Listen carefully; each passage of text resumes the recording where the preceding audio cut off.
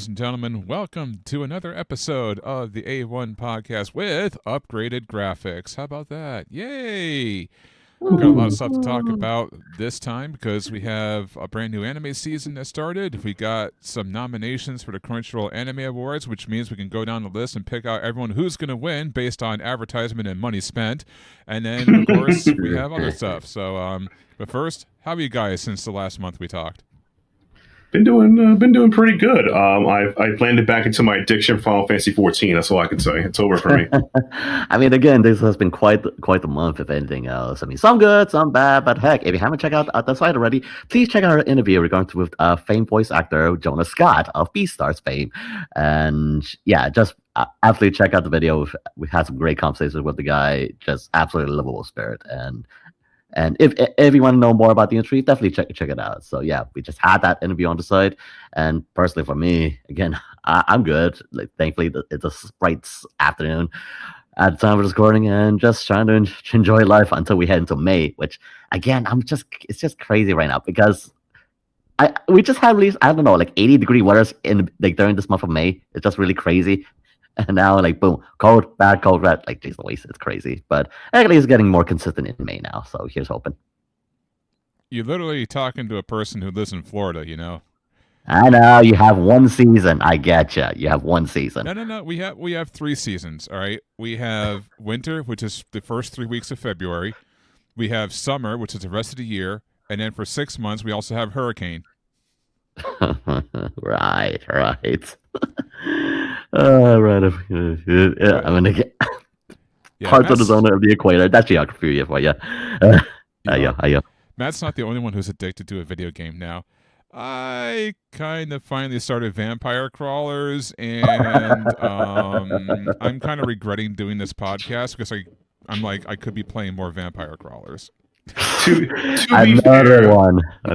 be fair, they was like, so I heard you guys like card games. Let me add some card games to my already addictive gameplay formula in my original game to this. Like, God dang it. I know. I have over 180 hours in Vampire Survivors. I pretty much have every achievement unlocked, every unlockable unlocked. It's 100% complete.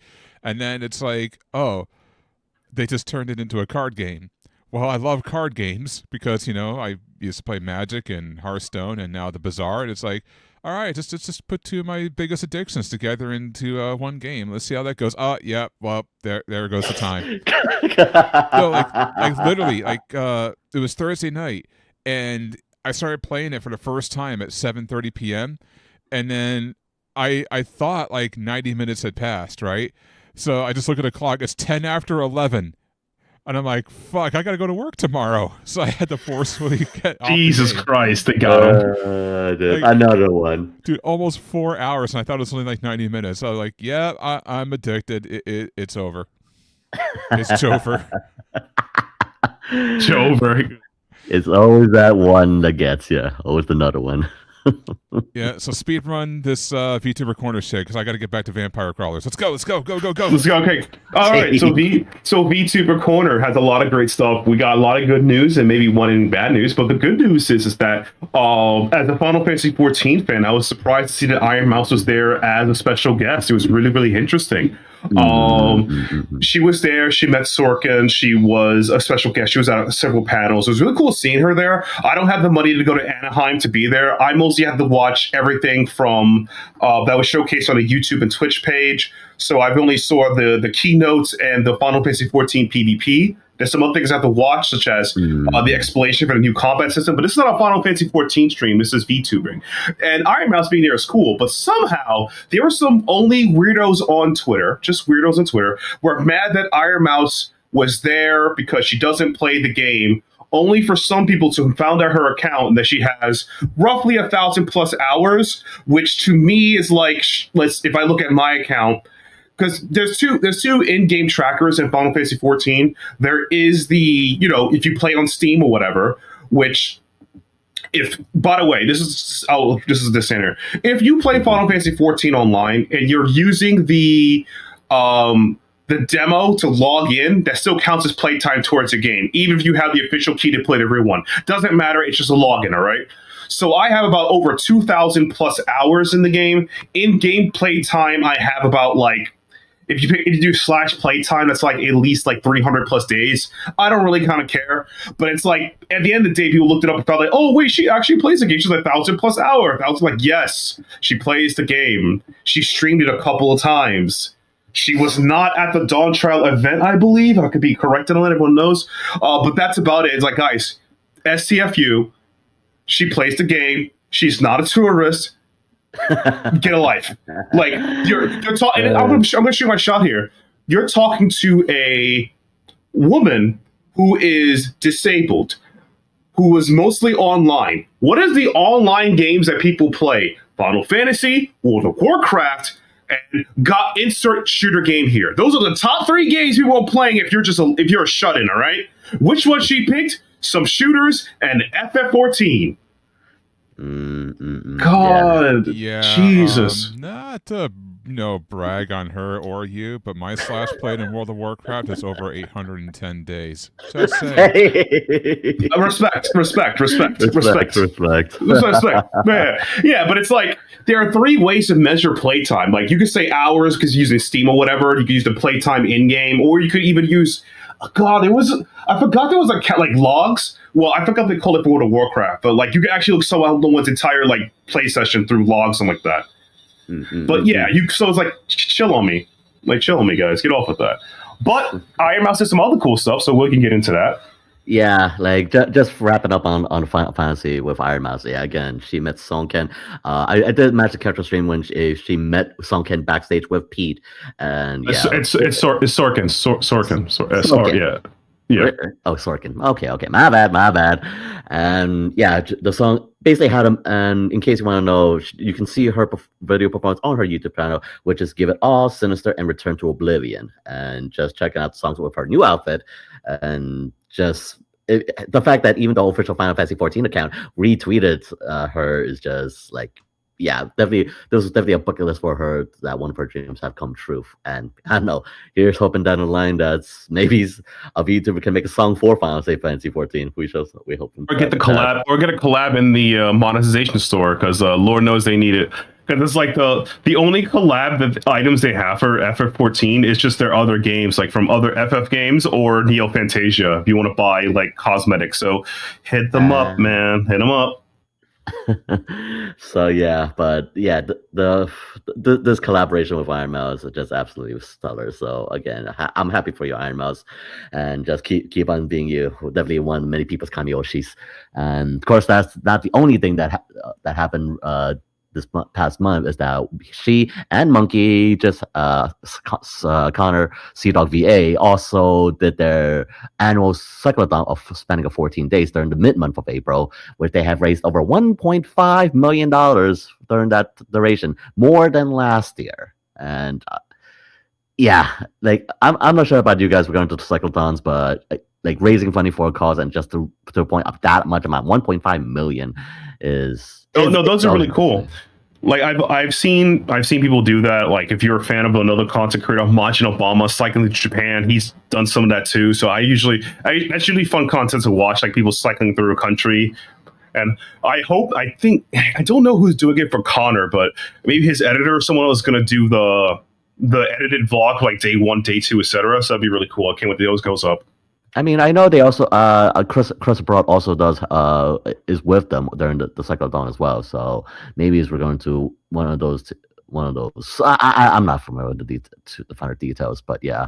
Because like to me, it's like if you watch those streams live, those are really arduous, and it's like I can't wait for the VODs, like some edited VOD or content to put it out there, so I can be like, all right, I got it, I'm good. You know? Yeah, and just for a brief refresher, is that basically many of the days were actually quite raining, so it's definitely quite arduous during their trek. But in the end, it was just again for a good cause, helping Iron Mouse, helping people with immune deficiency, PI, and just raising more attention to the cause. And I'm just happy that so many people just got together. 1.5 million. I also donated in the charity event, and yeah, it's just good to see some good news in this community. So yeah, again, Iron Mouse, Iron Mouse, the community, CDog VA, everybody else who donated. By all means, you're champs. You're goated.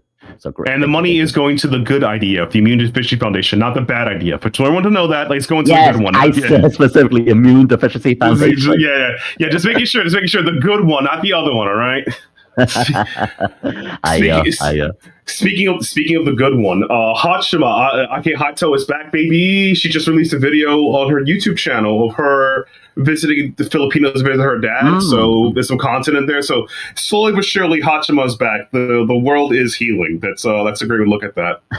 It's good. It's good to see. I mean, Akai Hato, geez, I haven't seen her in such a long time, but just like seeing that leave definitely helped out a lot just to get away from it all. I think that is much needed. I'm happy that she's in better spirits. Yeah, it was a mental health stuff going on, but I'm glad she had the time to go back, recover, do it. And speaking who had time to recover and come back, Fuwo is back. Woo! So it's not. Yeah, she's not Chihuahua. And it's not Fuwa, it's Fuwamoko. No longer Gigi Moko as the meme. You see that? I'm not Gigi, I'm Gigi Moko. It was quite an interesting time of the recovery. Like even to the point that Fuwa actually did contact it. I believe, some on the streams while in the hospital, just to like communicate. And I gotta say, Mokoko definitely had some amazing collaborations to help during the time of Fuwao's recovery. But now that Fuwao is back, and they just recently celebrate their 1,000-day since their debut recently, I believe last night at the time of recording.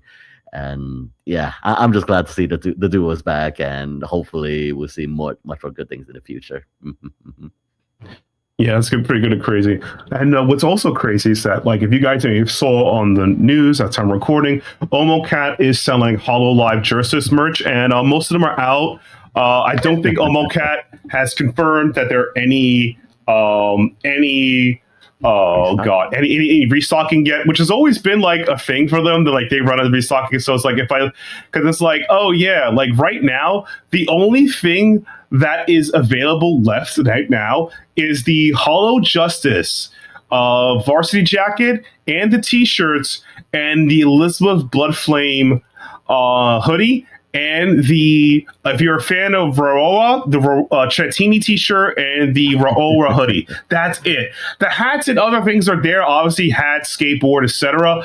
But like everyone's buying the t-shirts. I wanted the Gigi Murrin and it sold out within an hour. And I was like, I'm cooked.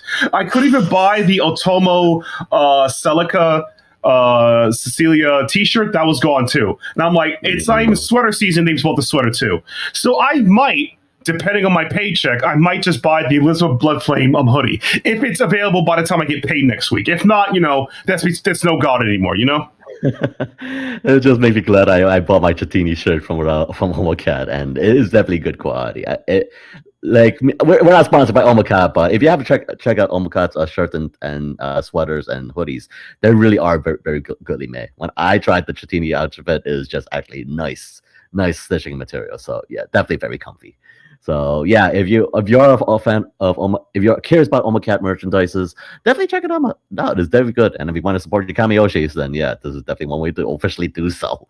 Aside from the usual collaboration merchandise, I mean, I'm still waiting for that Fuwa Mokoko Nendoroid release, but given to the recent tariffs and the duties, I am just wondering. But anyway. Bro, I'm still waiting for a confirmation when I'll get my Kite Show varsity jacket, because Kason, and I know Socho, but like I know I purchased it, but the price point, they don't know when it's coming because of the tariffs and the price. So they don't know. They just don't know. So I have to wait. I know it's pre-ordered, but I have to wait. So yeah. Hooray! Right. I know it's the base. Agent Inc. is currently at base price at $150, but of course, duties, taxes, and all that. Yeah, that could be a whole lot. So yeah, I'm hoping sub 200. That's actually my shot. If it's sub 200, I think I won the game. So here's hoping that goes the case. And before we get into the bad news, there's one more good news I would like to talk about. Of course, naturally, if you haven't been on the Twitch or on YouTube side of things, everyone has been fawning over the famed AI of Pragmata, Diana. Literally, everyone is just just tickling the parental instincts that saying Diane is just absolutely such a cutie, such a lovable daughter AI, and like, yes, I will protect this daughter, protect her smile, and do whatever I can. That's infecting everybody on Twitch and YouTube, as well as the people of HoloLive, and just to the point, yeah. Everyone's just fawning over Diana, which, again, if you haven't played Trackmod already, there is a demo right now. You can definitely try it. But if you can't see already, everyone is losing their parental minds over it, which I'm very happy to see. And the most interesting part of all this is that one is that at the time of recording, Capcom actually has and even on their official Twitter is that they released the, I think, debut with an official Diana VTuber model. Like someone is using Diana as their debut, which I mean, I get it. There will be corporal VTubers, but when you want to bring out an AI based VTuber like Diana, it's something to say the least. I mean, it's cute. I mean, nothing out like was compared to like some of the base tech, but it's still solid overall. So yeah, Diana is officially a VTuber. Check it out on the Capcom channel, or whatever it may be. But the most also interesting part that's covering with a HoloLive is that they have a collaboration with Usada Pecora, which, in case you didn't know, Usada Pecora has been famed to be in many different games, including Death Stranding and such. So yeah, Usada Pecora now going first from Death Stranding now to Pragmata, officially collaborating as a official. Just a good little events they have, and just if you haven't seen the episode already, I think it's currently right now on their YouTube channels. Which, yeah, just some fun times, just like having Diana hacking Usada Pecora, funny moments to say the least. Yeah, if you want more cuteness, want more Diana in your life, yeah, check out on the little collaboration that she did with Usada Pecora. Yeah, but be careful. Be careful with that, because there's a dark side to that too. And you can pretty much already guess it. Everyone on the internet's like, oh my god, if you like Diana, you're a pedo. So there's there's that thing. Yeah, which really. I'll just say this. No, it does not make you a pedo. Why? Because I have a fully functioning brain that can discern the difference between reality and fantasy. Thank you very much. Mm-hmm. Exactly that, dear host. We won't. I'm not gonna give him bother the time of it, but please, if you think elsewhere, think I'm a cute little kid, and if your mind immediately goes to that, I'm sorry. Get some freaking help, dude. Come on. It's a daughter. It's a bloody daughter. The thing is, like, to me, like, the only thing to make you a PDF file is, like, if you are actively doing that, or you own stuff like that, then yeah, that's the only time. Otherwise, you're like, bro, like, it's like, it would be like saying, like, everyone who plays Lalafell, the little cute munchkin person at 14 is a PDF file. Like, dude, that's like the most popular race in the game. Are you saying like 15 million plus people are PDFs? Come on, chill on me. Like, chill on me. So yeah. Please. Yeah. Get some help. It's a daughter. It's you play God of War. You play God of War, right? It's that simulator. Pragmata, same thing, but with a daughter. You think that's that? Oh yeah. Get some help. And speaking of help to get HoloStars, JP are not getting the help they need. There was an announcement earlier this month and sometime late last month that HoloStars is essentially being downsized. JP, not EN side. All the activities will be funded independently. They'll be no longer supported by the company for most of their events, and everything has to be done out of pocket. So they still are in the cover corporation, but there'll be less resources dedicated to them for their future events and projects, which has led to what now to be called the Rebellion arc, where like they're just doing whatever now, don't care. They have, it's whatever. They have increased a lot of, like, they have earned some revenue through this, but a lot of the people who are in HoloStars EN are feeling like the sting of this, or how it hurts them, because they feel this might happen to them as well. Crimson Ruse of HoloStars Arminus has pointed out, saying that he's openly, because of the information of this, he's actually thought about graduating, like leaving the company. Regis Altair of one of the first Holo EN of HQ, he's legit thought of, like, he's actually you can, like, if you watch it, like, it's a 16-minute video, you can watch it, you can just see the visible frustration. That's all I have to say. You can see the visible frustration. And it's kind of real to the point that like who knows what the fate of Holostars is, but support them, both English and JP. And I think it's kind of bad by cover to go this route because it's like, it's how to put this, boys versus girls. So I'm getting to the argument. I think it's just like as a business, you should like put the best example for your people because it's like, even though Holostars is a niche, they're still a respected niche in their community and in the space, and they do pretty well.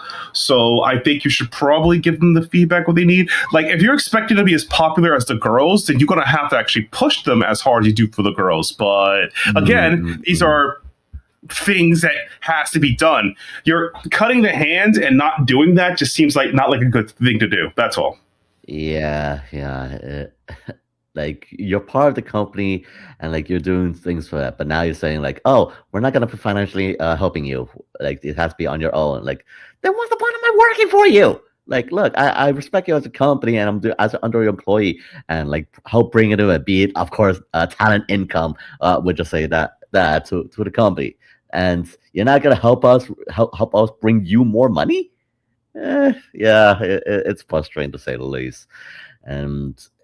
Yeah, like I'm not too into on the Hollow Star side, but if anything else, like again, you're under the company, you're under the employee, you should show some support to everyone, and not, I mean, it's not favoritism, but again, priority is priority, sadly, and now with Hollow Stars just saying like, this sucks. JP side is like.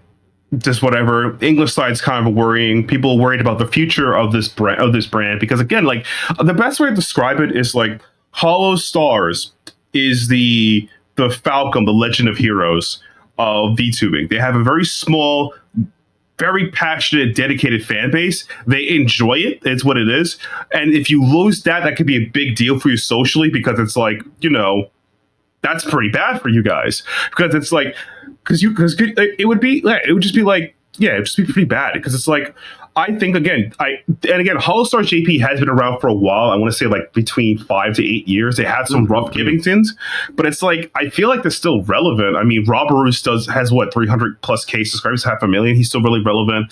Haka's in EUSD, so I would say. Robaru is pretty popular. I would say that Aru Papa Aruzan, he's the guy who plays Street Fighter. You may see the Street Fighter streams in DJ. That's him. He has some popularity. So it's like I'm kind of scratching my head. Like I think it's one of those situations. Like it's like what if they gave him Aki Rosenthal because she didn't hit her numbers like 6 years ago.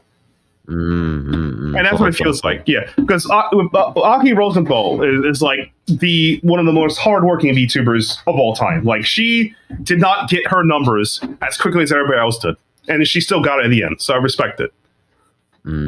So it's like giving up on that project. So I don't know what's going through Cover's mind. I don't know what's going through Yagu, but I hope that this doesn't affect Ian, or he at least considers his mind, or builds a new structure to help the boys, or makes a autonomous agency that does it for him, that he just gives money, they handle all of it, and that's it. I don't know. Because I think it's bad. I just think it's bad because it's like how to put this. Cover has a much better reputation of, at least up to this point, of handling most of their talents compared to that other company that's no longer relevant. Right. So the idea of them, like in theory or in fear, and people have afraid of cutting off an arm or company, is pretty scary. Right. But either way, we'll see how this thing goes. I mean, here's hoping that the situation improves with Hollow Stars, and that Cover Corp takes the feedback and hopefully cuts them a little bit some grace and provides more, at least some sort of funding instead. So yeah, here's hope. Well, as the situation develops, we'll report as it is. But here's hoping it improves down the line in the future. And with that is the end of everything VTuber Corner for the month of April 2026. Hopefully next month, I will be invited to Square Enix for the Berlin Fan Fest, because I could be a VTuber as well. Hey, one can dream, right? One can dream. One can dream, yeah. Ayo. All right, so with that, we got some new anime that came out in the past month that we should probably talk about, and yeah, I'm drowning because there's so many good shows. I was hoping for some duds. I was really hoping for some bad shows so I can scratch a couple off the list, and I did. One of them actually I scratched off the list because, well, no streaming service wants to pick it up, and translators don't want to do anything with it. So, whoops, guess I can't watch it. But going down my list here, first up, the one that everyone's talking about because it originally flew underneath a lot of people's radars, but then like popular content creators like Chibi Reviews like highlighted it. I checked it out. It's worth the time. That's Akane Banashi. So Yeah. yeah, this one is about a girl who is into Rakugo, and she's mainly into it because of her father, who was, I think it's called a Shinuichi, is the highest rank of Rakugo. He was aiming to become that, and he ultimately, along with everyone else in his class, got expelled because I guess the teacher thought that everyone's modern Rakugo is an embarrassment to the history of it. Excuse me. But if you don't know what Rakugo is, essentially it is a pillow that you kneel on. You wear a kimono, and you have either, I believe it's an umbrella or a pocket fan as your only prop, and you have to act out these stories. You have to basically become the characters. You have to act like you're talking to them, all of a sudden become really believable. And it's a form of Japanese storytelling entertainment. And of course, with her father being expelled, Akane just wants to follow in his footsteps and become a Rakugo herself and doesn't want to give up on her dream. And yeah, absolutely phenomenal. So even if the premise seems a little bit off to you, watch it because the story itself is really heartwarming. And screw this anime for tricking you in the end of the first episode by making you think her father took his life. He didn't. Like, because she literally says that's the day my father died, or the Rakugo of my father was died. And I'm like, oh shit, he took his life after being depressed. And then the second episode, like, oh no, he just went and fucked off and became like a salary man. Like, oh, okay. Yeah. Hey, you're not saying being a salaryman is death. I'm a salaryman. I'm dead on the inside, man. What are you talking about? I mean, being a salaryman's more already a death march as it is, so yeah. And just to provide more context, Josh, like Rakugo is like think of it as like Rakugo is sit down comedy. Like stand up comedy. This one is Japan's sit down comedy. Well, more like kneeling comedy, to be honest. Oh yeah. True. But yeah, but yeah. Yeah, it's I don't know if you can actually tell your own stories, because from what I'm seeing in the anime is they're already like pre-established stories and you have to tell them in your own entertaining way, I guess. Yes.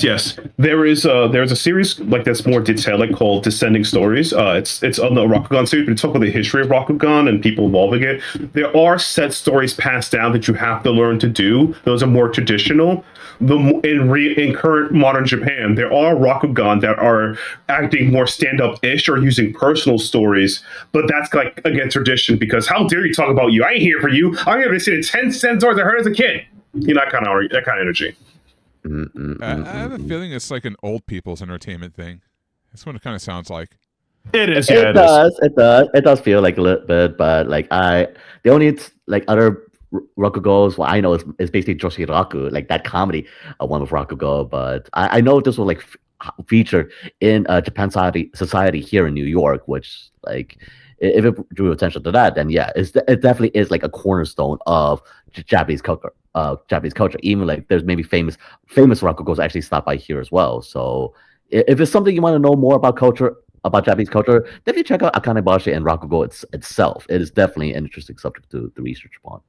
Yeah, it definitely has me interested, and I never thought that an anime would get me interested in anything. LOL. I'm a light novel. Yeah. Light novels, yeah. So the next one I'm watching is I Made Friends with the Second Prettiest Girl in Class. I'm not going to spend a lot of time on this because I've read the manga. It was my 2025 manga of the year, if that tells you anything. So yeah, go watch it. Next up is Haibara-kun, new game. So basically it's another time travel, do-over, get a second chance at life story. I have a little bit of mixed feelings on this. I'm 3 episodes in. They don't really get into the whole time travel aspect. It's like, yeah, he goes back in time, and all of a sudden it just devolves into like a standard high school like slice of life story. So, I mean, yeah, good on him to redo his life and make all the mistakes, but he seems a little too perfect in his re-debut in high school because he lost all the weight because he was overweight at one point, and he's really popular, and he gets jealousy from one of his friends, and it's more or less focusing on that conflict rather than holy shit, I'm actually doing things over right this time. It's like no mention of time travel. It's just like, yeah, slice of life. It's okay. And then if you want something that's completely unhinged, Kiryu Fan Club. This was a manga I was set to start reviewing. I believe the volumes come out this month or next month. But oh my gosh, there's a guy in school named Kiryu, and there's these two girls that are literally beyond obsessed with him. But they won't talk to him because obviously they're afraid. They'd rather just talk to each other about him, from like how godly his farts must smell, or writing love songs about him, about his internal organs, shit like that. Completely friggin' unhinged, is absolutely hilarious. If you want a great comedy that's supposed to be a romantic comedy but without the romance, that is your show for this season. Go watch that. Next one is Kordi no Joheki, which is the Ramparts of Ice. Another cool slice of life story. Basically about a girl who is essentially like very off-putting, very stone-faced, very cold, but once you get to know her, she's actually quite warm and just misunderstood, and she's kind of like trying to go through a glow-up in high school but failing miserably because she's got a little bit of social anxiety, so it's like kind of overcoming that and finding love and friends and all the other fun stuff. Nice. Needy Girl Overdose. Wow, if LSD was an anime.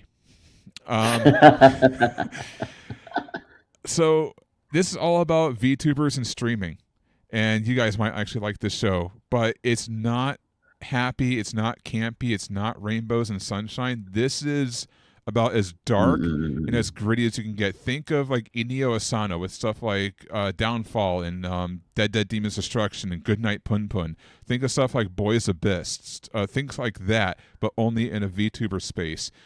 K Angel is basically the head VTuber with over 10 million followers, and you have this Russian group, I actually forgot their name, but they're trying to overtake her spot. But you see all the characters, you see some of these others that have been influenced by K Angel, and you just see like the dark, like grittiness of their lives. Like one girl is literally a fuck toy for her boyfriend who's abusive. This is kind of based off the video game, so I don't need to watch it. I played the game. I'm like, I can't believe this is one of those. I can't believe it turned into an anime. Oh my god, they got away with it. Yeah, but the way it's presented, it's like everything is symbolic. Like the second episode, you can definitely tell, it's back in the real world. But the first episode, they like use like so much like symbolism. You don't even know if this is taking place in like a virtual space or if like the real world's involved or anything. But it's just like so bizarre, but it's so addicting. It's so good. So next one is Gals Can't Be Kind to Otaku. Yay. Yeah, this is another one of my favorite manga from this year and last. And it's basically got the same vibe as I made friends with the second prettiest girl in class, in the sense that it's a loner who's an otaku who suddenly finds himself friends with the popular girls, except this one has a little bit of a twist.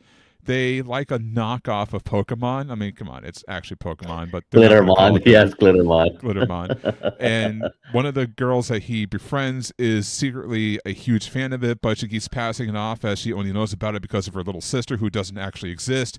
And then you have her bubbly friend, Ichijo, I think her name is, and she kind of gets into it, but she's more like getting interested in him instead. And I love this because it's a love triangle. And unlike a lot of the series I've read, there's no clear-cut ship from the very beginning. He could literally end up with either one because they're on an even playing field. So that's what I love about this. The manga is phenomenal, and the anime, from what I've seen so far, is doing the manga very, very good justice. So check that out. Second season of The Angel Next Door Spoils Me Rotten. They already got together in the first season. This is just them continuing on. It's good if you enjoyed the first season. The second one might feel a little bit slower because the build-up's gone because they're already together. But now you can kind of just like sit back and relax and watch their lives as a couple now. Petals of Reincarnation. Oh, yeah. There's only one reason why I watch this show, and I'm waiting for the debut of Lolly Hitler. That's it. So, if you don't know, there's like this weird looking knife that looks like a branch from a tree, and if you slit your throat, you either die or you actually get inhabited by the spirit of a famous person from the past. And there is a good group and there's a bad group, and the bad group are trying to do things and the good group's trying to stop them. So you basically look at all the different personalities that they are inhabited with and borrowing their powers from, like the Wright brothers, Albert Einstein, things like that. They're just actually there's one Isaac Newton as well. He has an apple for a head, which is actually pretty bizarre because apple, gravity, Isaac Newton, whatever. But yeah, they got these really cool vibes to it. But I have not seen Lolly Hitler yet. I think she's coming in the next episode because I saw it in the preview and I haven't watched episode 4 yet. But yeah, one of them is literally Adolf Hitler, and I can't wait to see how they handle this. Definitely, they're not going to show a swastika. I mean, it's in the manga, but it's not going to be on TV. If they do, I will lose my shit. Oh, wait for that little blow up, please! Like, people didn't raise too many eyebrows for God's saga of Tanya the Evil. You think it's gonna be worried about this? If they put it in swastika, oh boy, people's gonna have a blow up like they always do. But we'll see.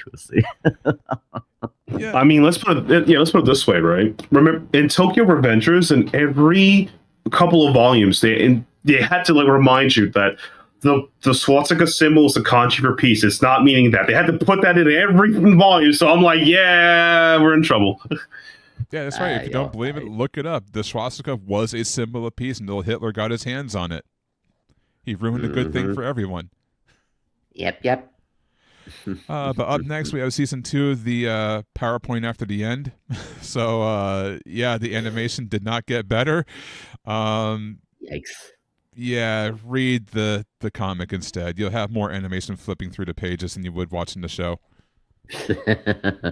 And finally, Yomi no Tsugai, aka Demons of the Shadow Realm, the 4th series adapted into an anime from Hiromu Arakawa, which was known for the heroic Legend of Arslan, Silver Spoon, and a little show you might have heard of called Full Metal Alchemist.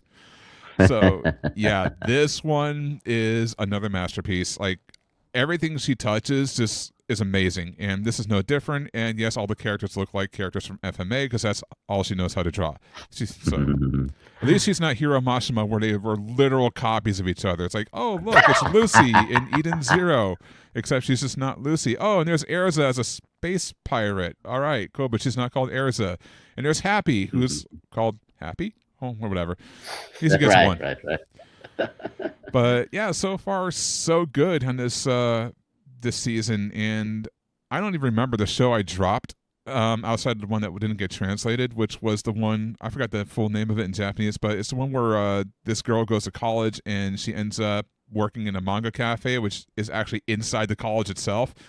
And apparently the daughter of the owner of the university is the one who owns the manga cafe, and she's like snaps her fingers and builds like a second floor on top of it just to store her manga because the cafe is just literally her collection. It was funny and I wanted to see more of it, but yeah, lack of services picking it up and lack of translation for the 7 C's makes it impossible to watch. So it's like there are 3 episodes out and only the first episode got translated. So what am I supposed to do? Dang. Ayo. But yeah, that's what I think of the show so far. Will, what have you been watching, and what are your thoughts on anything you've watched? I mean, pretty much a good solid majority of what you already mentioned already. This Angel Spoils Me Next Door season 2.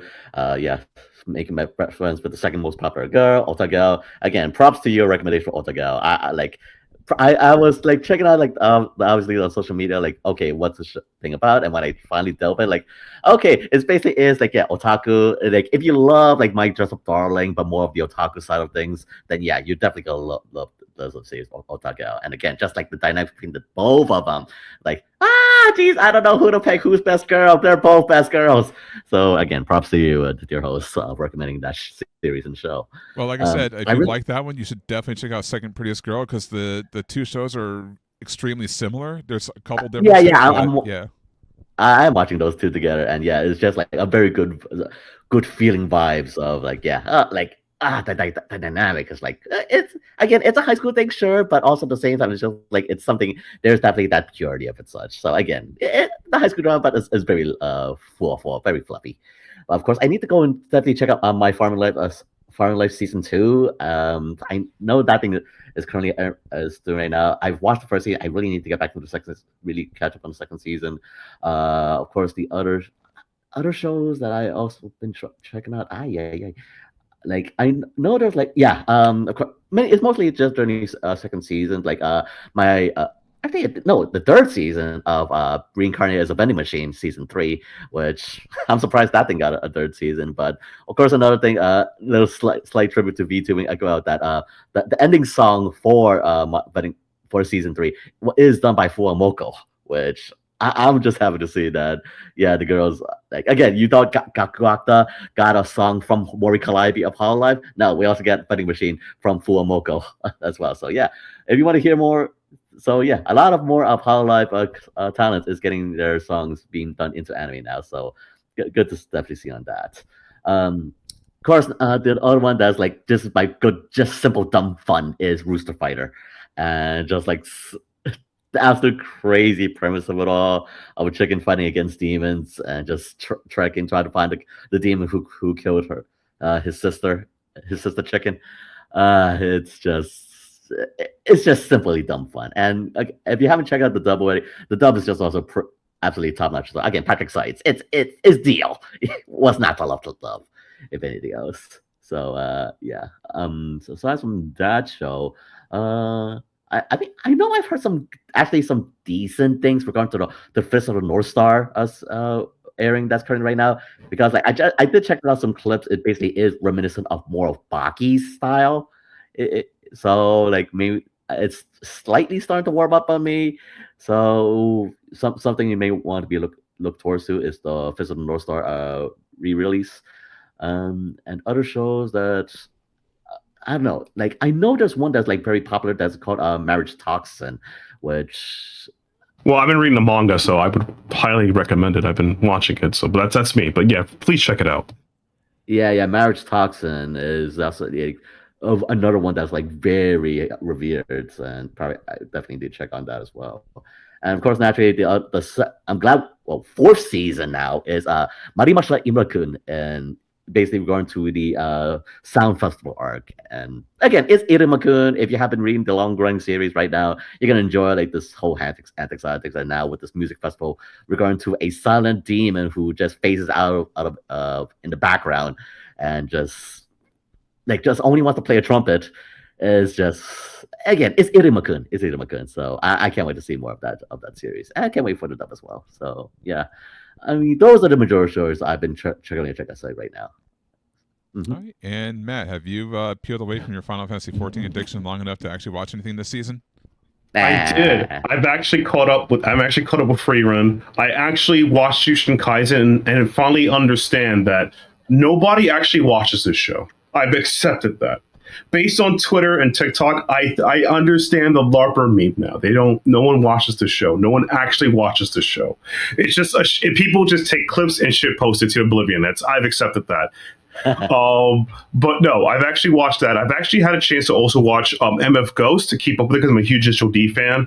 And one series that I surprisingly got me interested longer than I thought it would be in English is called In the Clear Moonlit Dusk. I kind of liked it.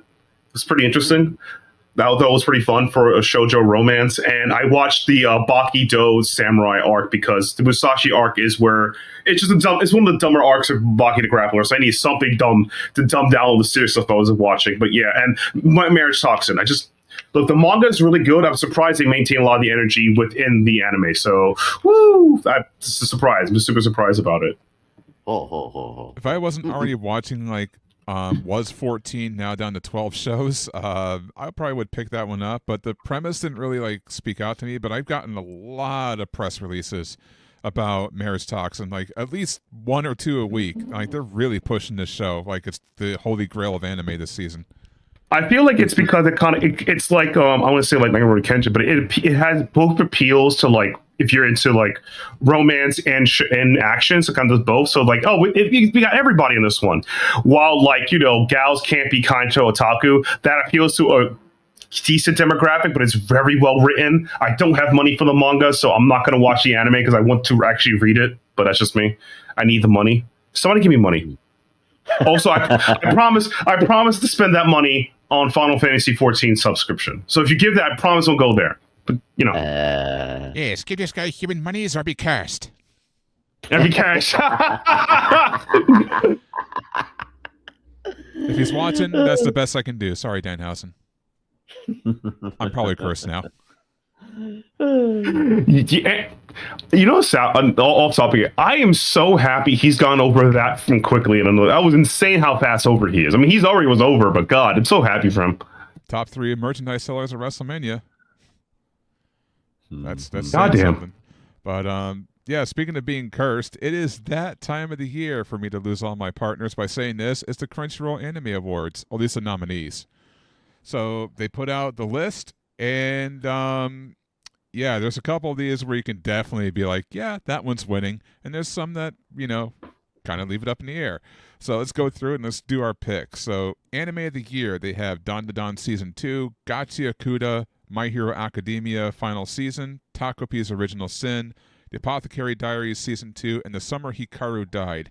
For me personally, who's watched about all of those except for Apothecary Diaries, I already picked my Anime of the Year, and that was Takopi's Original Sin, so I'm going with that. However, my gut feeling, because this is the Crunchyroll Anime Awards, it's going to be My Hero Academia. What do you guys think? I can't joke with that either. I think Don is also pretty popular. Apothecary Diaries have a strong fan base. My personal take is the Summer Hikaru Died because I enjoy the manga. Like I'm a sad person. Gashakuta is relatively new, but it has to be My Hero, Don. Those are my 2 choices. I mean, My Hero's pretty much celebrated his final season. Might as well send it off with a bang one more time. Yeah, that's the whole reason why I picked it, because it's like the very first one was the My Hero Academia Awards. So I'm like, yeah, if this is the final season, the last chance to actually win something, they're probably going to do it. Yes, next up we have Film of the Year. It's 100 Meters, Chainsaw Man, the movie Raise the Ark, Demon Slayer, Kimetsu no Yaiba, Infinity Castle, Mononoke, the movie Chapter 2, Scarlet, and The Rose of Versailles. I have seen none of these, but based on popularity, believe it or not, I'm going with Chainsaw Man because you hardly saw Demon Slayer be talked about, and they already had their moment in the sun. You saw a promotion out the ass for Chainsaw Man, so I'm going with that for the winner. That's definitely the likely pick, yeah. That's a likely pick, yeah. So everybody's been talking about the reason again, Crash Out, a great song, by the way. But now with the series officially quote unquote ended with Chainsaw Man, I'm not sure if that's gonna be the popular pick. So let's just hope the manga's ending did not affect that choice. Yeah, I feel like Chainsaw Man, the popularity of his memes, Demon Slayer kind of fell off. Personal pick would probably be The Rose of Versailles because I know older manga, so like that's just me. But Chainsaw Man's the most logical. Yeah, it's there. It's in the sauce. Yeah. All right, next up is Best Original Anime, and we have Apocalypse Hotel, Digimon Beat Break, Lazarus, Mobile Suit Gundam GQX, Moonrise, and Zenshu. My heart is saying it's probably going to be Zenshu, but for Keith's sake, 'cause he's a Mobile Suit Gundam fan, I'll go with that just to make him feel happy. I have not seen any of these shows, so I can't say, unfortunately, for me. I'll have to win. I had to curry favor with the boss, so I have to agree with Gundam. Though the only anime we all should be watching is JoJo, Steel Ball Run, but that's just me. Oh yeah, right. I forgot that we mentioned that it's currently airing on Netflix, but apparently there was some announcement on they were going to the production studios. I'm not sure you heard about this. Yeah. They got it. Don't worry about it. It's happening. Trust. That's what I gotta say. Okay.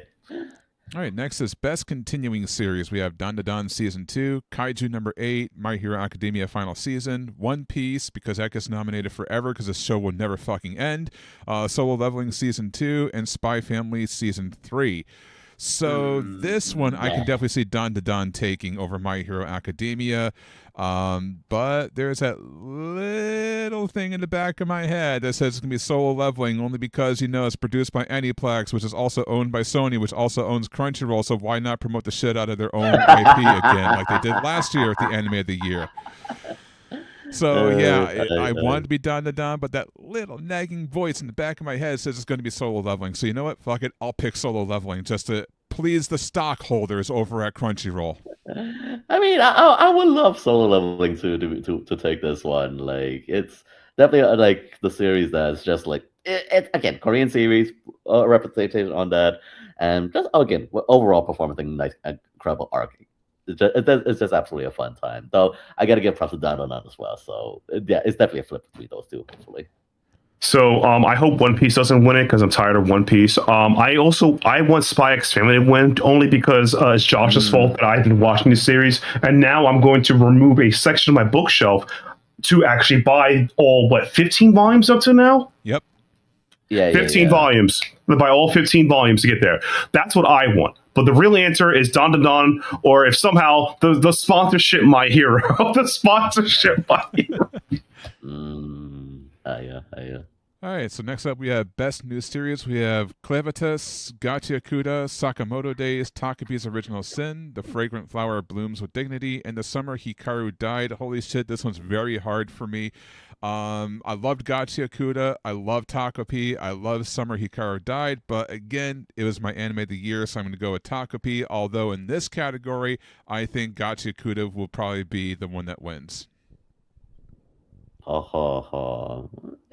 I think Gacha Code is definitely the one that's everyone's definitely enjoyed for the most part. So yeah, I think Gacha Code has a likely chance. My money is on these two. The Summer Hikaru Died and Sakamoto Days is popularity, but Gachakuda has exploded. So I can see those are the three I think would win it. If Gachakuda takes it, I would be very worried about the Sakamoto Days community because it's like, yo, we were finally on top. Like, nah, it's done. Your time it was like 2 weeks. Yeah. Get out of here. Yeah, sadly, and I really did enjoy Sakamoto Days. It was a great thing. Yeah. Okay, next up, Best Opening. So we have Hugs by Pale Dusk for Gachiakuda, Mirage by Creepy Nuts for Call the Night Season 2, On the Way by Aina the End for Don Don Don Season 2, Ria Waker by Lisa and Felix from Stray Kids for Solo Leveling Season 2, The Revo from Porno Graffiti for My Hero Academia Final Season, and Watch Me by Yaosabi for Witch Watch. Okay. I know which one's going to win. Obviously, Ria Waker, because it's Lisa. She was at the awards last year. It's Solo Leveling. That one wins. But my personal pick would be Mirage from Call of the Night. Holy crap, Creepy Nuts is like beyond fucking amazing. They're like on a whole entirely different level. And when they're not doing crazy openings like for Mashle or for Don Don Don, yeah, they are putting out melodic bangers like Mirage, and that is like one of their most chill songs ever, and I still listen to that regularly every single day. Like, there's not a day that goes by where I don't listen to that song at least once. It's just amazing, unless I just don't listen to music that day. But if I'm listening to music on that day, I'm listening to that song at least once. So that's my personal pick, but Ria Waker's probably going to win. Yeah, like Ria Waker's definitely a top banger from Solo Leveling. Again, we also have friggin' Sawano helping out in the background as well.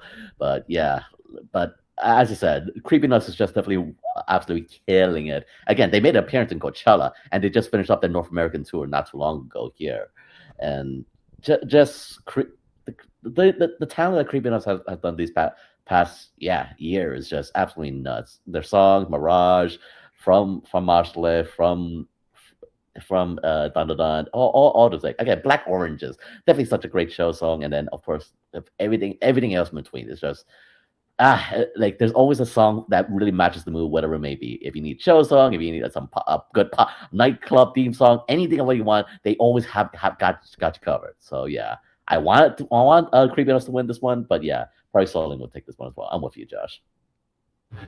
All right. The sponsorship winner is going to be Lisa, for obvious reasons, because they showed up jokingly. I feel like Creepy Nuts. I want Creepy Nuts to win it, but they have evolved so much musically out of the genre. They don't need the win. It would be a nice pat on the shoulder. I think it should be between Don Don Don or Yoisoba for Witch Watch, but I feel like with all the Don Don Don references in this thing, Don Don Don might be taking at least 5. So if they get Best Continuing Series, they might get this one as well. Unless Lisa decides that she needs an extra trophy, then, just give her the trophy. Just give him the fucking trophy. And by the way, just to give you like some gravity on my pick for Creepy Nuts, Lisa is my all-time favorite Japanese female singer, and this is before she blew up. I followed her when she was just as a part of Angel Beats as part of my Girl's Dead Monster, and then she blew up after that with Sword Art Online. So I've been following her since then. I love her to death. Hiroyuki Sawano, obviously my favorite composer in all of anime. I even got to interview him, which was awesome. And of course, the ending theme, which I'll talk about in a second, was also done by TK from Ling Tose Sigure. So it's like three of my top favorites all collaborating on one show, and yet I don't pick it. That's how much I loved Mirage. No, that's exactly it. It's like in Creepy Nuts, I think. Will, did you go to see them live, correct? Yes, no. Will died. He died. All right, cool. Time to replace him with everyone's favorite. Sorry, the net went out a little bit. Yeah, did you see Creepy Nuts live, right? sorry. But yeah. Unfortunately, I did saw that concert at Anime NYC, but during this recent North American tour, I have not, because apparently, again, Ticketmaster, screw them.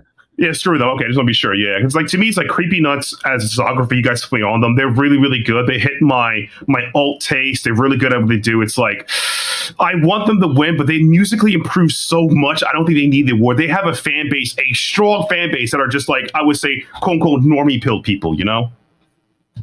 Like, I think they don't. It'd be a nice slap for them, but it's like, do they need it though? Lisa doesn't need it, by the way. I think they got the bread. They don't need it, but you know, good fight though. Thanks for making the goats fight. You know.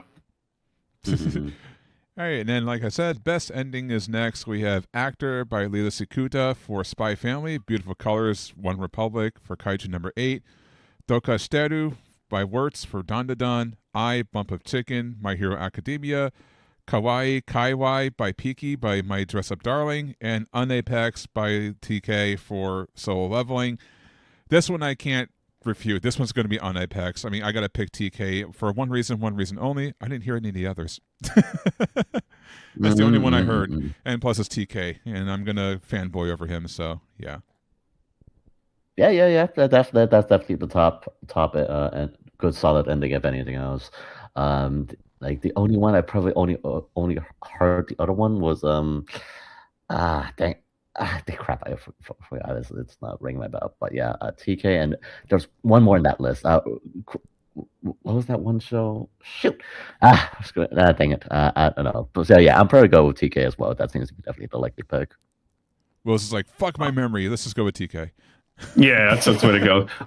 Because I watched some of Dandadan, I gotta go with Dogatsu with Dandadan. I haven't heard the rest of it. I can't recall if I heard the TK song, but I trust that, you know, they know what they're doing. I trust it.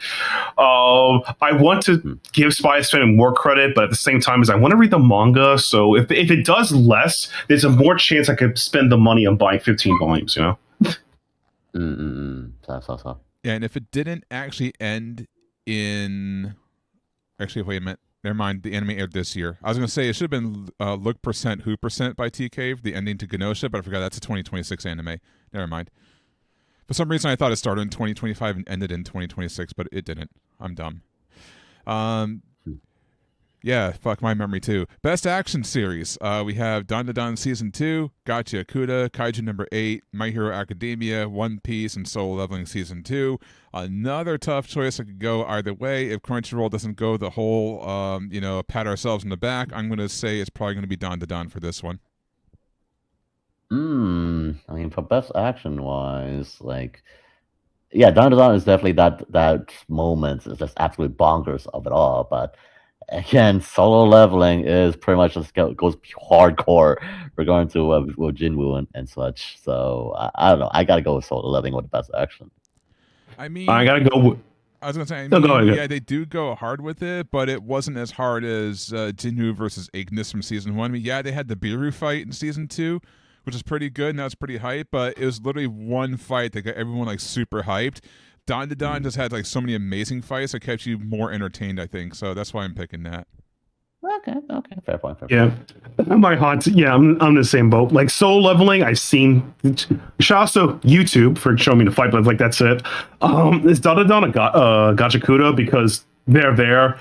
That's it. Like it's Kaiju number 8. Okay. Kaiju reads better than it watches better. That's all I have to say about Kaiju. But yeah, Dandadan and Gachakuda, those are my top 2. Fair enough. Yeah. All right, so now we have the different types of genres continuing with Best Comedy.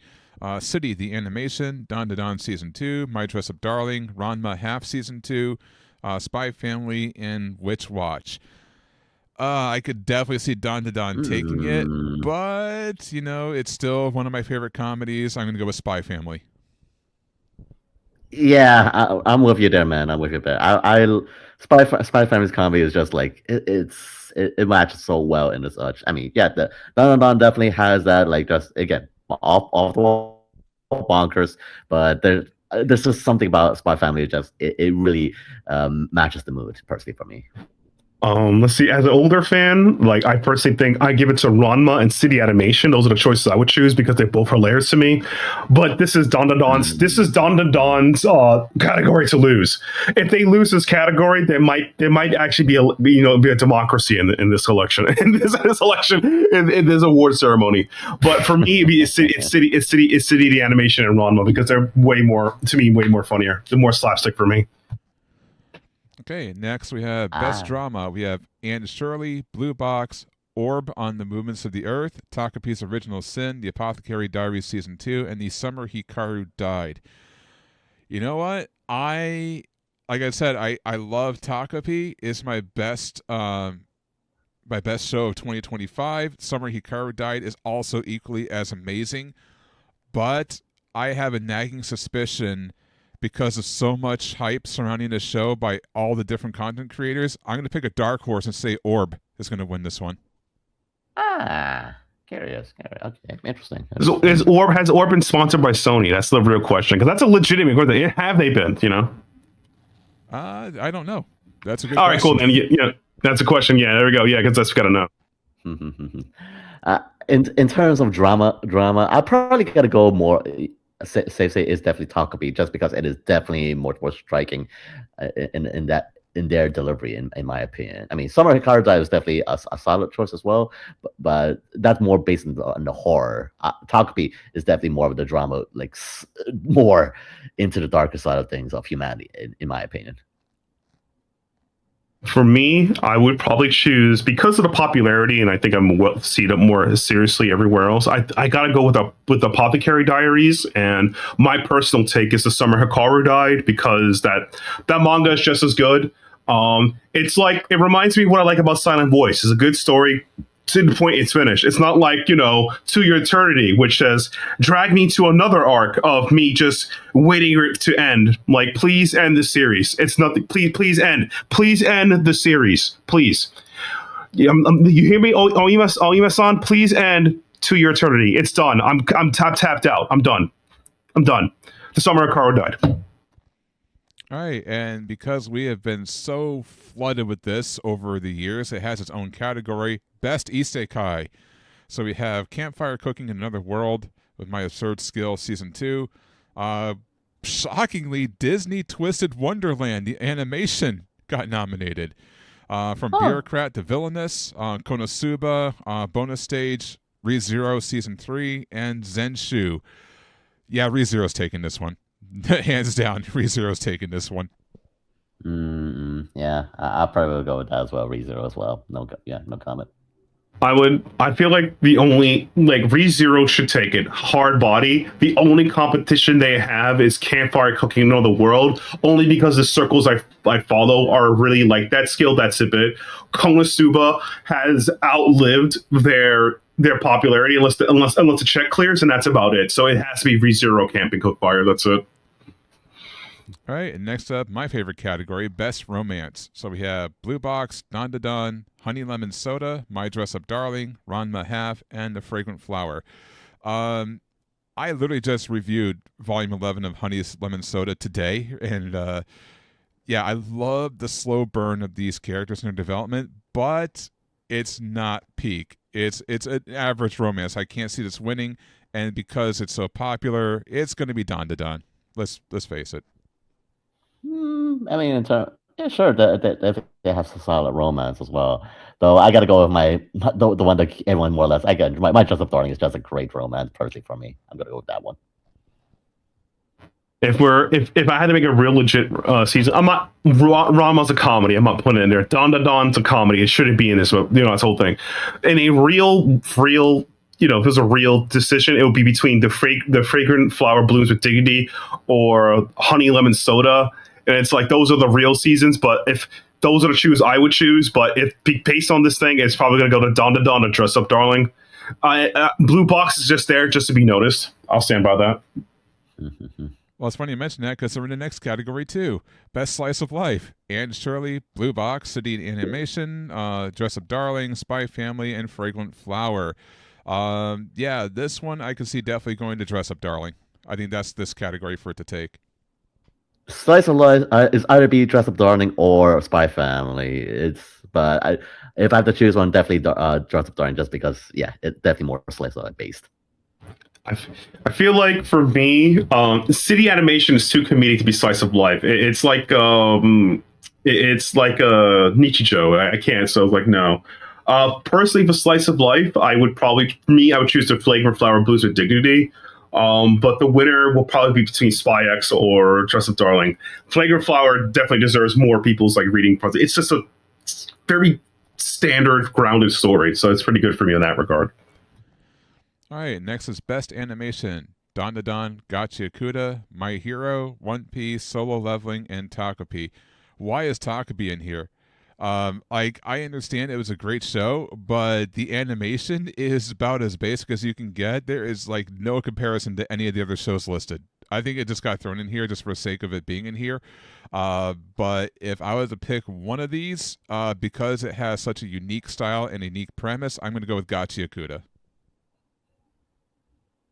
I mean, in terms of animation wise, Gachi Okuda is definitely one of those crazy styles that's just puts in a lot of work into. So yeah, Gachi Okuda animation wise, definitely is a solid pick for me as well. All right, so it's not going to One Piece. It's not going to One Piece. Let's hope that if there was a better world, it would not go to My Hero either.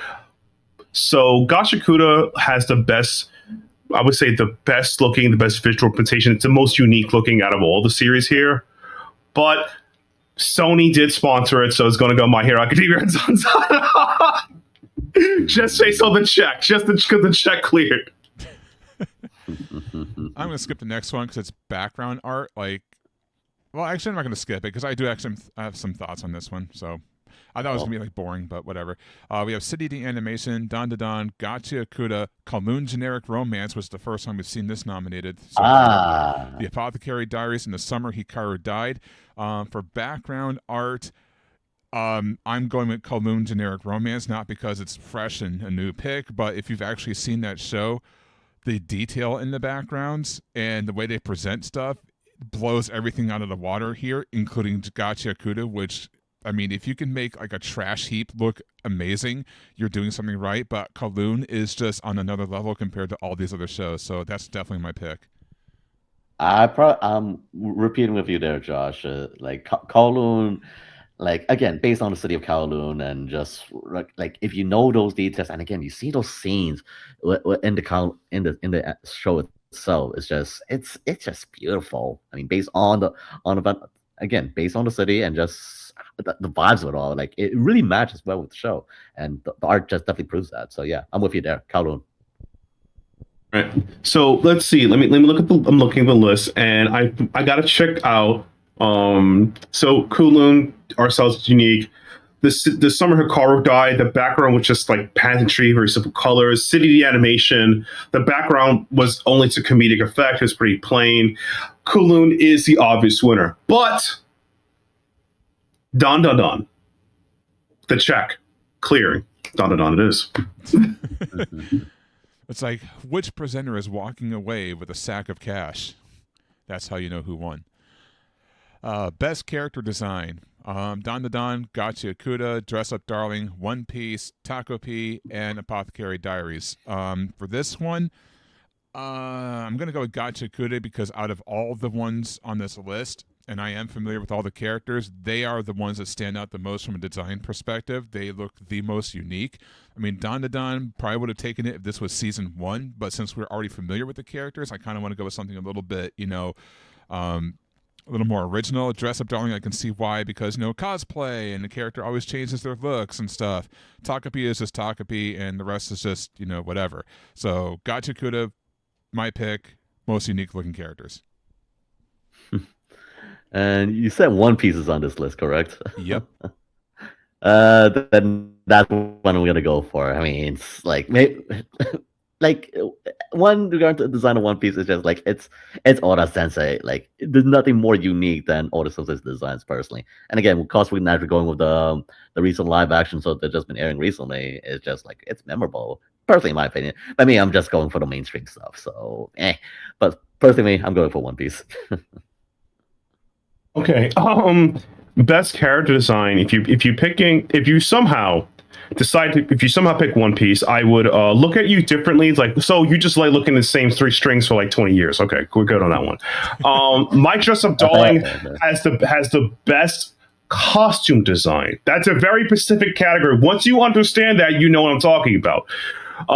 Don has paid the check. Apothecary Diaries, I feel like until more people cosplay them, then that would happen. Don is a Lagaves. Gachakuda has very unique, very distinct character design. I would choose them, but Don has a check bag, and people can cosplay them easy. So for cosplay reasons, it has to be Don. One Piece you'll see forever. You can't that be. Come on.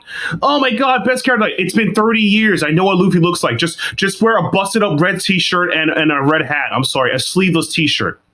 Whoopee and some shorts. You're Luffy. It's not designed. At least Bleach wasn't nominated. It's like, hey, it's Captain Aizen. Hey, it's orange hair Captain Aizen. Hey, it's long hair Captain Aizen. Hey, it's female Captain Aizen. God, oh God, thank God Tite Kubas were going to get. But yeah, that's a Don because of check. But I think Gachakuda should win it. But Dress Up Darling because of best costume design. I mean, seriously, costume design, yes, but no. All right, up next we have Best Director. I'm not even going to try and pronounce these names. So Apothecary Diaries, Don, Gachakuda, My Hero, Summer Hikaru Died, and Takapi's Original Sin. From a director standpoint and how the episodes played out, believe it or not, I'm going with the Summer Hikaru Died on this one, not Takapi, because if you could draw someone into a horror series while presenting as a slice of life and then just hitting you in all the right moments to make you like remember that this is actually a horror, you're doing something right. So out of everything here, I'm going to go Summer Hikaru Died. Yeah, that is a good solid argument. I'll probably will be with you on this one. Yeah, Summer Hikaru Diet is just the flow of all the series, and again reminds you that this is that genre. Exactly those words. With you there. So for me, from a direction standpoint, the Summer Hikaru Diet is an excellent piece from beginning to end. It's directed perfectly. It is a series that doesn't let questions up there. I can say the same thing about Takapi. It's a fucking series go up there. Those are my top 2 picks. But you guys forgot that My Hero's in there. So, you be the GOAT out here. The GOAT out here. Well, we have 3 series here where the check could clear. The question is, which was the bigger check? Which was the bigger check, true. Personally, I think Apothecary Diaries could be a sleeper pick, but in reality, I feel like it could be Don. But if I had a real, oh gosh, good. But I think my real vote be between the Summer Card Die or Takapi, and my dark horse pick would have been Apothecary Diaries, because I'm catching up with the series, and it's like, okay, I see why people like this show. I see why people have good things to say about this show. All right, we're almost done, guys. I promise. Just a few more categories because it's a long-ass list. Holy crap. So we have Best Main Character. So we have Deku from My Hero Academia, Mao from Apothecary Diaries, Momo from Don, Okarun from Don. Yeah, there's the check that cleared. Rudo from Gachakuda, and, of course, Jinwoo from Solo Leveling. Wow, so many checks could clear in this one. There's like 5 different checks could clear. Like, so that means Mao is completely gone. The check wasn't big enough. We have Don and 2 completely 2 entries here. I'm going to go with Jinwoo, only because, you can clear a check, but you can also just pat yourself on the back because you made it. So yeah, Jinwoo. I'm as well, Jinwoo. Again, like it's a power fantasy, yes, but he makes a good as power fantasy it is. He's definitely that prime example of it all. So yeah, Jinwoo it is for me as well. So for me, it's like if we're going to best main character, most OP, it has to be Jinwoo. I mean, if you've seen any Korean Maha and the way look, he's the best. He's more powerful. He's practically Kiriko, but with more edge to him. For the youngins. So that's the plan. But there are a lot of people's checks clearing in today, so it's definitely gonna be Deku. He has the biggest check. He needs to go out on top somehow, right? He had to let them know he's still the best, right? Right. Yeah, so he's got to get Sony better cough it up, All right, so now we have best supporting character. We have Enjin from Gachi Okuda, Gigi from Dan Da Dan, Jinshi from Apothecary Diaries, Bakugo from My Hero, Lulan from Apothecary Diaries, so we got 2 nominations on this one, and Turbo Granny from Dan Da Dan.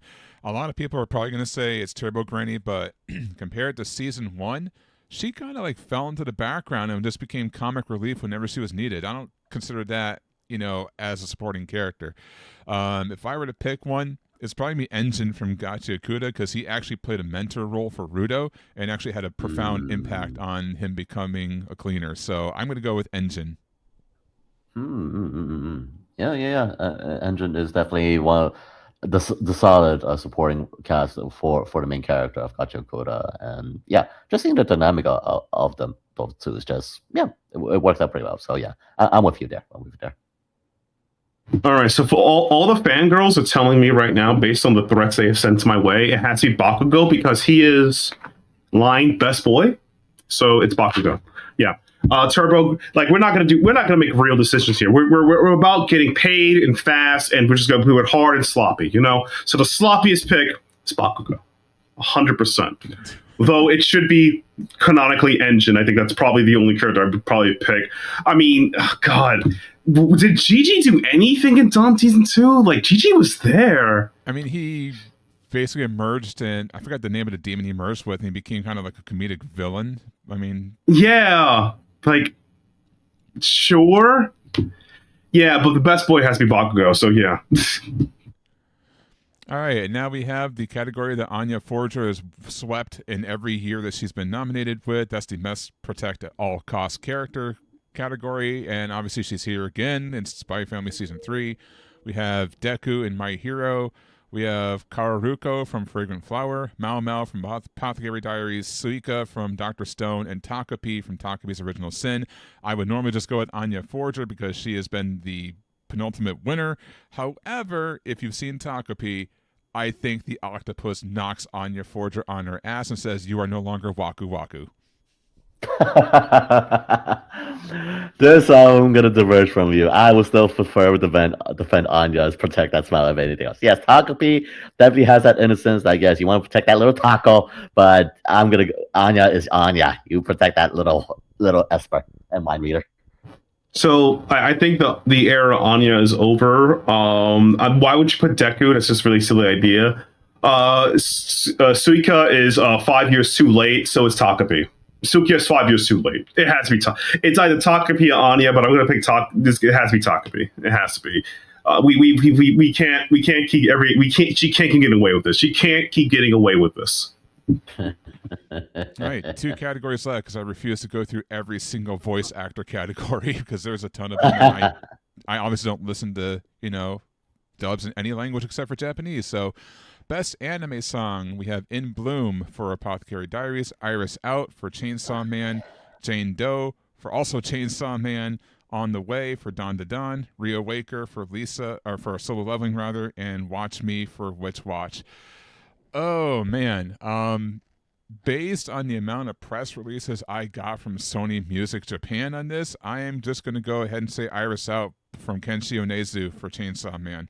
Yeah, it probably is going to be a Reawaker again with Lisa because Solo Leveling, the check doesn't need to clear because they made it. But just because of the amount of promotion, it's going to be Iris Out, Kenshi Onezu. Oh, for sure, Kenshi Yonezu. I mean, I see it. I've been to his concerts, and it's just like he's just vibing. And aside from the myriad of advertisements for the movie itself, I mean, the song is definitely a banger, and just Iris Out. It's just one of those songs that sticks with you for a movie or whatever this genre may be. So yeah, Iris Out, Kenshi Yonezu for my pick. Right. So I need to think about this very seriously. There's two Chainsaw Man songs in here, and I think it's completely unfair. That means they're going to win it. So I think we have to give it to Lisa. She might lose one article. She's going to lose to Creepy Nuts. She can win this one. Is that a fair trade? Fair trade? Works for me. Works for me. All right, Risa it is. All right, and finally, best score. So the overall soundtrack: Chainsaw Man, Don to Don, Demon Slayer, Gotcha Yakuda, Solo Leveling, Apothecary Diaries. Hiroyuki Sawano is too strong for me. I will always vote for him. Solo Leveling. Solo Leveling as well. It's Sawano. It's freaking Sawano. Nothing beats a Sawano drop. It has to be Solo Leveling. I can't even like pretend to have like no. It's like I can't even be in character. Like this I'm happening. I can't. No way. All right, and that's it. We finally made it through it, all the nominations, and who we honestly think is probably going to win, and who we actually want to win. We'll see what happens when the Anime Awards comes around once again. And with that, that brings us to the end of another podcast. So, as always, it's time for some recommendations. So, Will, what have you got to recommend for us this month? Oh, personally for me, it's actually going to come up in 2 days, and finally we get another volume. Is Monster Musume I Heart Monster Girls Volume 6. So, in case you need more of the Monster Musume fix in your life, yes, Volume 6 is finally coming out right in 2 days at time of recording. So there's that, and we're going to other things. Yeah, I think that's pretty much it. I mean, there are probably one more manga series that's coming out later on this month, but or in later in May. But I don't recall at the moment right now. So yeah, that's just currently my recommendation right now. Monster Musume I Heart Monster Girls Volume 6 coming out in 2 days. All right, Matt, what you got? So I recommend, as I always recommend, check out the Baki the Grappler reprints volume.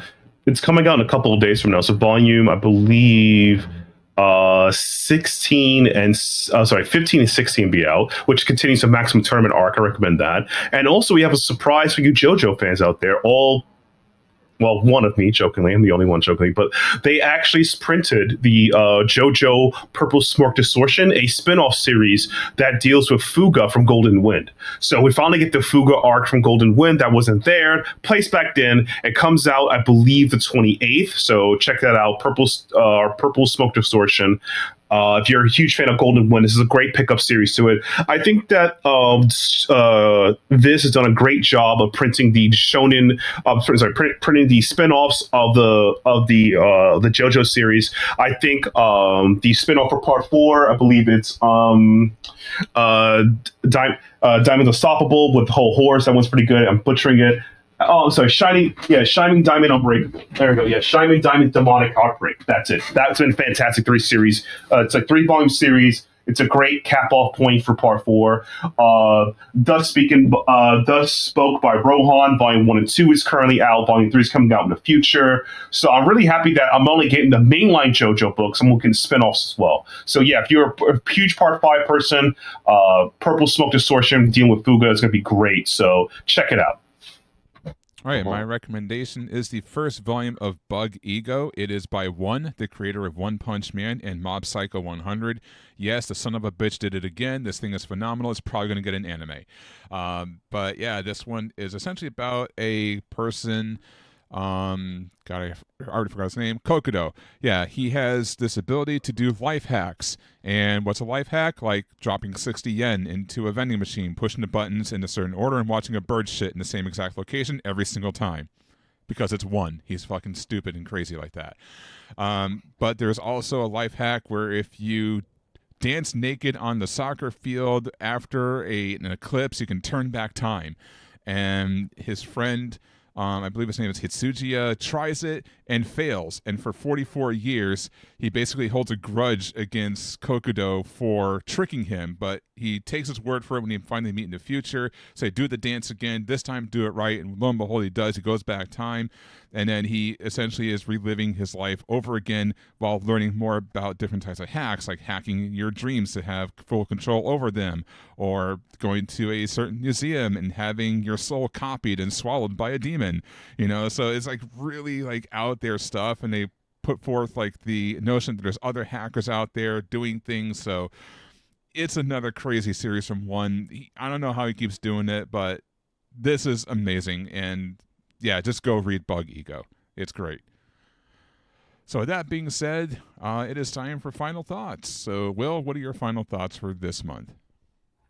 As we head into May, as the temperature's getting hotter, so far I think it's so far starting to prove things a little bit. Anime season is definitely giving me something to keep hope up alive, if anything else. And of course, naturally, as we go away from cherry blossom season, yes, it's already been a week already. Just as the usual, the golden rule: just keep it on, keep it going, do good in the world. Don't try to be as thick as much as you can. And also, please don't be that guy and go to the point of actually going PSA grading old Shonen Jump mangas, please. But again, this is America, this is the world. What are you gonna do? So, that's just my suggestion. All right, and what's your final thoughts, Matt? My final thoughts are with I don't know how popular this anime series is. I would say the MF Akina Ghost series, and with Kodansha reprinting the initial D series in omnibuses, I do hope they also give us the Akina Ghost series, which is the female car racers in the initial D verse. So my final thought is, Kodansha, if you're hearing me, please give me a volume 1 or a timeline. This is going to happen because you united my love for driving really fast for no reason. So you better hook me up with the next series of it. So that's it. All right, and for my final thought, I actually saw an Asmongold video where he was like dissecting this question that was asked. It's about a red and a blue button, and it's like everyone in the world anonymously votes. Would you push the blue button or would you push the red button? If you push the blue button and more than 50% of the population pushes the blue button, everybody survives. But if less than 50% of the population pushes the blue button, only those who push the red button survive. And the question is, what button would you push? And I would say I would push the red button. Why? Because I'm a realist. Because I already know that everyone in the world is probably going to push the blue button. So no matter what button I choose, everyone's going to survive because the majority is going to push blue. That's basically a statistic that you can essentially count on. But in the fail-safe that 50% doesn't, I still want to live. So I'm guaranteeing that by pushing the red button. That's my final thought. Thought-provoking. Yeah, so with that being said, we're going to bid you adieu. So goodbye. Mwah, I'm not going to get sued. And for Will and Matt, Godspeed to all you out there in Radioland. Peace. Bye.